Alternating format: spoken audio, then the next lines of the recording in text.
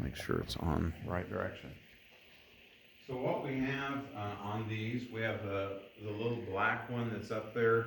The time it is actually feeding our Facebook account, so people can watch us live. I've been told by several people they can see us during the service, and they appreciate that. And the other one is so that I can upload to YouTube account that we have, or I have, and I'm using it for the church. So this morning, if you would, that's what those things are. If you would like to turn with me, I think one of the first passages we're going to look at this morning is from John chapter 20. It just seems like in the course of life and what I view and recognize around the world, not necessarily people in church, or it wouldn't make sense, but that some people just don't want to believe. They just, and for different reasons, it's hard to say exactly how we can't, and some people just won't believe. And this morning, there are a couple apostles that I would like to point out that I think were kind of stuck with the event, and I just want to point out that Thomas, at least, was his last vision of Jesus was hanging on the cross or being taken down dead, and he just, the whole thing just wasn't really making sense for him. And so there are two apostles that struggled with their faith. And I would say one of them is Thomas. We're going to look at him very specifically. We'll look at the other one too. Judas Iscariot. I think Judas Iscariot struggled with his faith in a unique way. And I think we may know more about Judas Iscariot than you realize. And I found 6 things. At first I thought that was kind of ironic, that there were 6 things for Judas Iscariot. And you can make 7 or 8, make a case for different things. I wasn't trying to make it just 6. But the point is, here, Judas Iscariot, I think, was trying to force Jesus' hand. His betrayal was to get Jesus. I'm finding this compelling, this is kind of an argument, that Judas was trying to compel Jesus to step forward as the Messiah and take control and lead the band against the Romans, or do something to that effect, where Jesus, he could see Jesus on the throne of Israel in Jerusalem and really lead against them. And he thought that maybe this was a catalyst to the event to do this, and then when it didn't happen the way he thought, he just was really overwhelmed, and he threw back his money and ended his own life before he even saw Jesus' death, but knew he was convicted. So the 6 things about Judas we know of. 1, he stole from the treasury. We find out this from John in the Gospel of John chapter 12. He took, and he seemed to be comfortable with this, to just occasionally dip his hand into, he was the treasurer, it seems, and he was okay with taking it out and maybe going down and buying a Coke and a candy bar with it. I don't know what he did with it. I really don't. But he did something, and it seemed like that it was so casual for him, he didn't think that it was that important. And that's unfortunate that people become so casual with sin. It entangles us, it bites us, it entraps us, and it sucks us in away from what God wants us to do. And I think that's where this whole thing really started with Judas. It just became easy for him to take a little bit of money here and there, to do with it as he wanted. Number 2, he took these pieces of silver. He got 30 pieces of silver. He took from the Pharisees that said, hey, we need a time and a place maybe where we could sneak in and deal with Jesus and not be around a big crowd. Well, Judas knew Jesus well. He knew their normal place of praying and different things. They'd probably done this on many occasions. And so Judas said, hey, I'll do that 30 pieces of silver, I'll take. I don't know if Judas, in fact, I doubt he did. I doubt he realized that 30 pieces of silver was the price for the betrayal, and even in the prophets, they told of this. And Judas fulfilled that prophecy in Matthew chapter 26.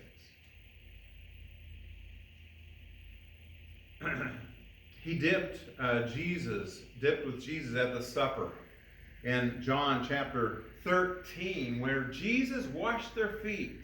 He even washed Judas's feet. And they sat together. Some have mentioned that since Judas was a treasurer, he would have sat right beside Jesus in the way that they would normally sit for this particular supper. Judas would have been right there beside him. Gave a what? Kiss. He did. He gave a kiss. And thank you, because my mind went blank when I saw the word the letter K. He gave a kiss to betray Jesus. And Jesus asked him, when he came forward to him, he said, "Are you now going to betray me with a kiss?" And he did. And then we find in Matthew chapter 27, the end of Judas. Matthew 27, he took the money, went to the temple, threw it into the temple at their feet, all 30 shekels, and he said he was wrong because he had turned over an innocent man. And they said, "Well, that's up to you, dude. That's on you. Doesn't matter to us now." When he found out that he was condemned, it said, in fact, I'll read this. You don't have to turn to it, but in Matthew chapter 27, this is what Matthew writes about it. He says, Judas threw the money to the temple and left, and went away and hung himself. Then in verse 4, he said, "I have sinned, for I have betrayed innocent blood." And now backing up even to verse 3. He had betrayed Jesus, saw that he was condemned, and seized with remorse, he returned the 30 shekels of silver. Judas was seized with remorse. Personally, I think that Judas probably was totally ashamed to show his face to the other 11. He was paid to do this, and he was full of shame and guilt and remorse, knowing that he had been stealing all this time, and rather than confront a loving God, rather than go to Jesus and say, "I'm sorry," humbling himself,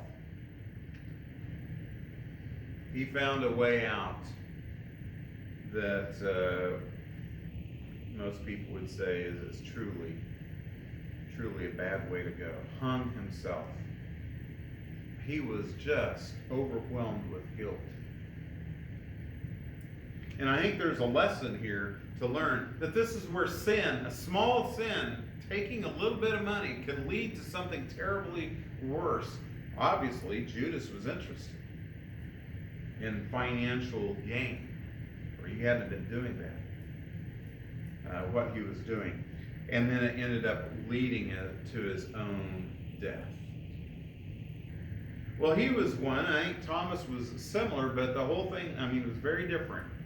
I don't want to draw too many similarities here, except for the fact that he was struggling with his faith in Jesus. Notice that both of them went out 2 by 2 and healed. They healed lepers, the lame, the blind, and they came back, and Jesus rejoiced. Judas was a part of that, as well as Thomas. Judas went out and saw many of the things that Jesus participated was with Jesus for 3 years and then some. And so was Thomas. Judas then struggled, though, with coming to terms with his own sin. We have to learn to do that. Thomas, on a different note, though, didn't struggle with a personal sin. But struggled with believing that other people have seen Jesus, and he hadn't seen him. He had last seen Jesus hanging on the cross or being taken down from a cross, totally dead, and Thomas is just like, struggling with this. And I think we'll show you a little bit more as we go. But there are 3 or 4 instances that Thomas was a part of that you may not remember. One, chapter 11 of John. Lazarus was dying. And Jesus was talking about going, and they had heard the news, and Thomas said, well, because Jesus made the exclamation that, hey, let's go now. And Thomas said, let us go and die with him. I'm not sure Thomas fully understood what was going to happen, but he was fully expecting death. We do know that. The way his comment was that Thomas was expecting to die. We know that Lazarus lived. This event in chapter 11 became really a strong event for the Sadducees and the Pharisees. The Sanhedrin gathered because Lazarus was raised from the dead, and all of a sudden there's a following. A lot of Jews, a lot of priests followed Jesus because of the Lazarus resurrection. It came such a strong event that they got together, and their Sanhedrin got together and discussed what should happen. And the high priest of the day even said, well, one man probably should die for the country, lest the whole country be destroyed or be taken away. So this event of Lazarus resurrecting was pretty major in what was to come. And Thomas, a little part of that, and just that he thought he was going to go die with Lazarus. And then something very different happened. And in fact, I'm sure he heard Mary, or Martha, or heard Jesus actually reply to Martha, saying that I am the resurrection and the life. I'm sure Thomas heard that. May not have known what to do with it at the time, but heard this proposition by Jesus, and later during the night of the washing of feet and the Last Supper, Judas had already gone. Jesus said, whatever you do quickly, get out of here. And they went ahead and had a discussion. Jesus opened this passage in chapter 14. Here I'm skipping all about, and you guys are sitting on chapter 20, but that's all right. He opened with chapter 14, don't let your hearts be troubled. Trust in God, trust also in me. And where I'm going to go, you're not going to be able to go with me just yet. I'll come back and take you with me. You know the way and the place where I'm going. Thomas replied, hey, wait a minute. Lord, we don't know where you're going, so how can we know the way? That's what responded Jesus to say, I am the way, the truth. I am the way, the truth, and life, and no one can come to the Father except through me. Thomas encouraged that particular phrase. And then when the first Sunday after the resurrection, Jesus showed up at the house where the apostles were, Thomas wasn't there. We may ask, well, why wasn't Thomas there? And that's where I think he's struggling. This is where he and Judas, in different ways, but have a common thread of challenges. Judas was challenged with his own sin. Thomas was challenged with his faith that Jesus would actually be alive. Thomas expected to die and didn't know exactly how this was going to happen, maybe, and saw Jesus die and just couldn't believe after all that horrendous beating and all the things that happened to Jesus that he would be alive, and for them to say that was just unbelievable. Thomas was from Missouri, right? The show me state. He just is not going to believe. And I would expect, because this happened on the first Sunday, the day Jesus resurrected from the grave, they met, Jesus came to them, but Thomas was not there. And throughout the rest of the week, I'm sure that James and John and Peter and Bartholomew and all the rest would go up to Thomas at some point and say, hey, Jesus is alive. They probably went back, hey, he doesn't believe me. Why don't you come with me? Let's go talk to him again. And I can just see Thomas feeling beat up by his friends and saying, he's alive. And Thomas is just becoming more and more firm in his stance. And he's saying, I am not going to believe unless, let's read this passage. Chapter 20, verse 24. Now Thomas, called Didymus, one of the 12, was not with the disciples when Jesus came. So the disciples told him, we have seen the Lord. I don't think that was a one-time event. I suspect that this we have seen the Lord talk came several times in the period of that next week. And probably got stronger and stronger until Thomas, fed up with this, heard and said and reacted, but he said to them, unless I see the nail marks in his hands, and put my finger where his nails were, and put my hands into his side, I am not going to believe it.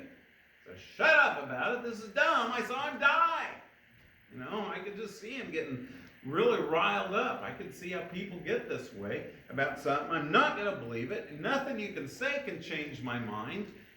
Nothing you can do can change my mind unless God reveals himself to me for sure.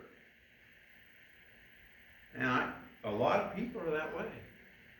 They're wanting 100% proof that God exists, or 100% proof that the Bible is right, or 100%.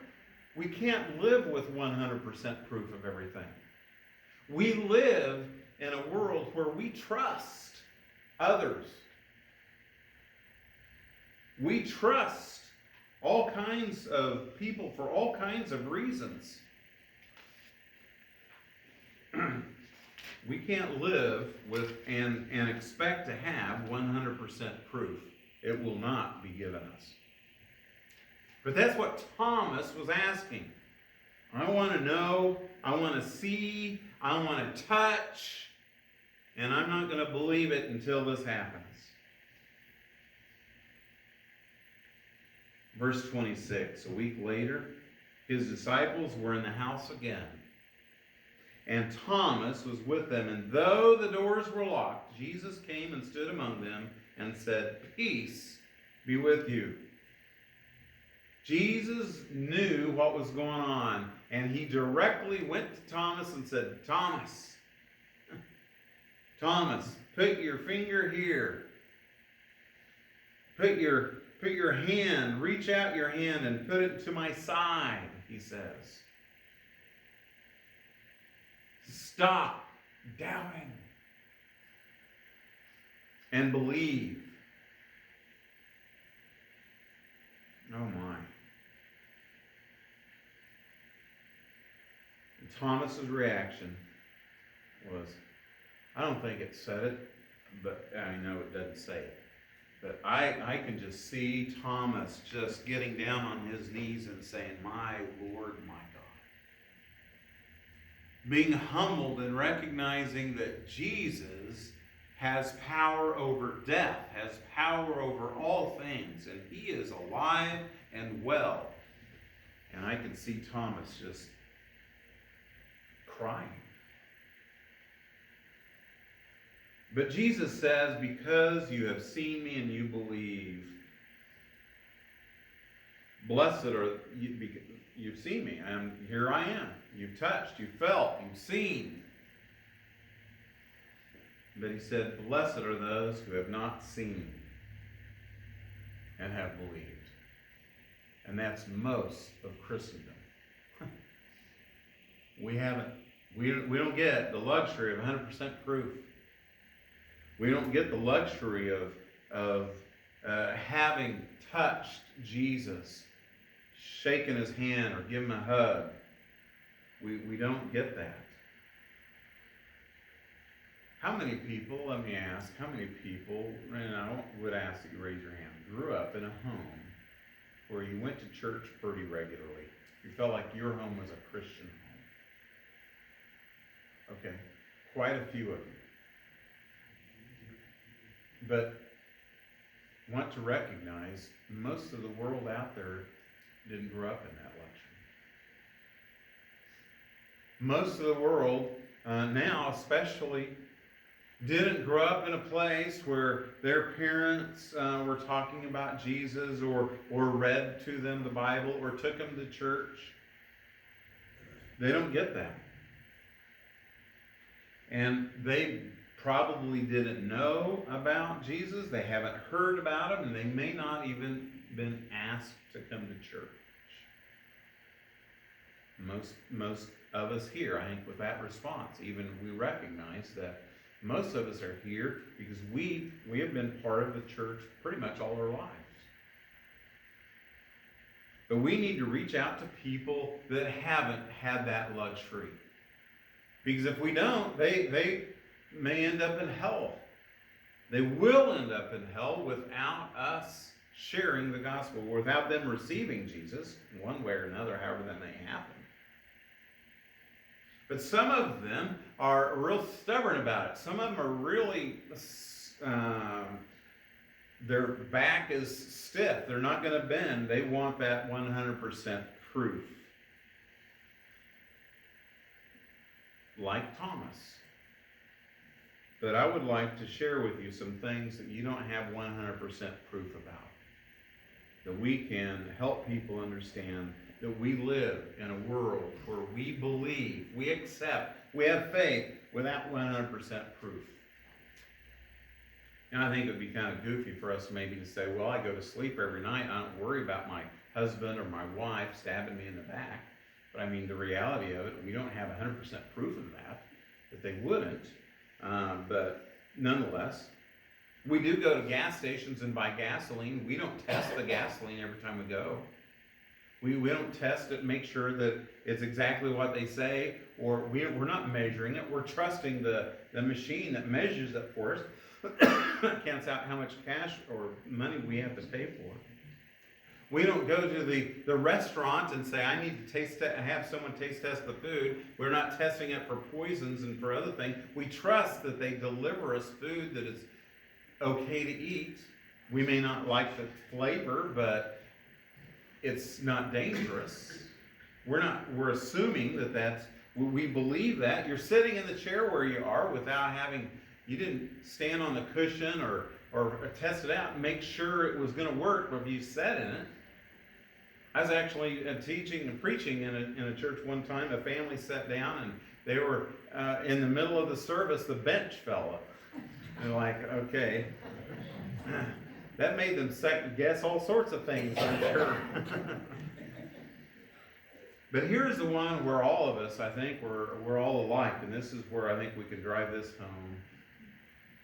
You don't test every driver out there to see whether they're worthy of driving, see whether or not they're drunk or not, or whether they can drive safely or not. You go by faith that you're going 50 miles an hour or 60 or 40 or whatever it is, that someone won't cross that line and just have a head-on collision with you. You're living on, and in fact, you might say you're living on blind faith that won't happen because you don't know that person, you don't know where they came from, you don't know what they have been doing before they got behind that wheel that day they're driving. Now, some people can say that, they've run into a semi before and they live to tell about it, right, John? Twice. But you also recognize why some of that happened, too. Twice.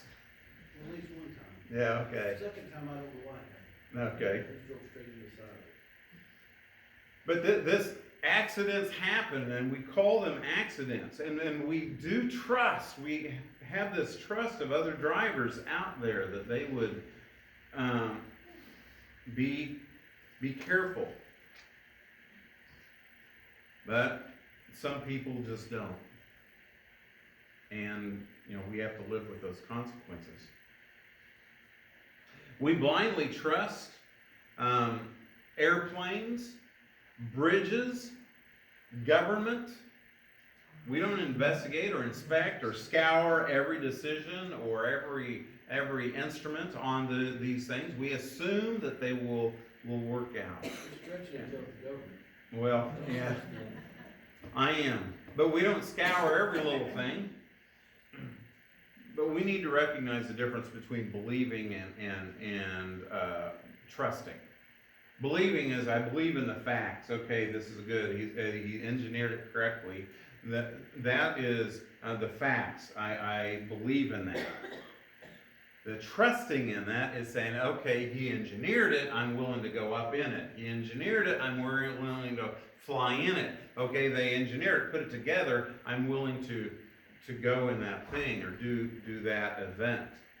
Or in this case, Jesus says that he forgives us and loves us and did this for us, and then we put our trust in that. We believe that, but now we put our trust in it by following his directives and doing what he has asked us to do. One thing I would like to point out, there are a couple deals here, but one is that I often have thought that if God would just reveal himself, everything would be okay. But it's not the case. Thomas lived in good luxury of having revealed, but he also really wanted that. I think some people act like they want it, but don't really. And in fact, if God revealed himself, and every time he did, the people would just, live rightly, we would have never had the first sin in the first place. God walked among Adam and Eve in the garden, and they still sinned. God talked with Cain, and Cain still sinned. God even warned him not to. He still did it anyway. And in fact, I think that's a great representation of how sin works, because God asked him 3 questions, and then he said something very clear to Cain. He said that the sin is at the door. It's crouching at the door, and it desires to have you, and you must master it. Kind of a typical story for all of us about all of our sins. There is sin around the door. There's temptation around in our life. We have to know that. We have to know this, and this is just good to know. It desires to take control of us. It desires to have us. It desires to draw us in away from God. Sin wants to take us away from God. And that's really what sin is giving more attention to that thing than to God. Loving that thing more than loving God. We have to learn to master it. While this particular point, I'm not going to fulfill all maybe hopes and dreams of how do we master sin. Jesus came to help. He gave us redemption on the cross, and he asks us to believe. And he is here to help with his Spirit. He's here to help with his Word. And he's here to help with you and me and our friends, and encouragement from one another. If God could have just revealed himself and everything would have been okay, Abraham wouldn't have lied. Jeroboam wouldn't have made idols. David wouldn't have committed adultery. Saul wouldn't have been disobedient. And we could look at all of these because people were taken in by sin. But Jesus came, died for us, fulfilling the law and the prophets, writing out a new covenant with his blood, penning it in his blood, making and showing us a new way and giving us his Spirit and authoring this great and wonderful book. There is a picture I would like to show you Well, here in a minute, just prepare. There are two stories, and then I'll close. One, there's this girl she was talking about. She was just driving along. She needed gas, and she decided she'd go in this gas station and felt like God was just telling her that she needed to do a handstand inside the gas station. And she just thought that was too weird. Strange. She's not sure she wanted to do it, but kind of flighty at times, and she's okay with doing things to get some attention, but she decided she would. She went to the soda fountain, there's enough room there, she just decided she's going to do a handstand. She's able to do a handstand. She got back down, got her soda drink, and just felt like that's what she was called to do, and she went to pay for it, and a guy in the checkout said, "Can I ask you why you just did a handstand?" Well, she felt a little odd about it, and she said, "Well, I just, kind of, felt like God was telling me to do a handstand." I know that's totally weird. With nearly tears in his eyes, he said, "You know what? This morning I woke up. I just don't know if I really believe or not. And I just thought I would test God with one of the most bizarre things that I could come up with. That if someone came in and did a handstand in our quick shop today, that you are real, God." And he just couldn't believe that this girl came in and did a handstand.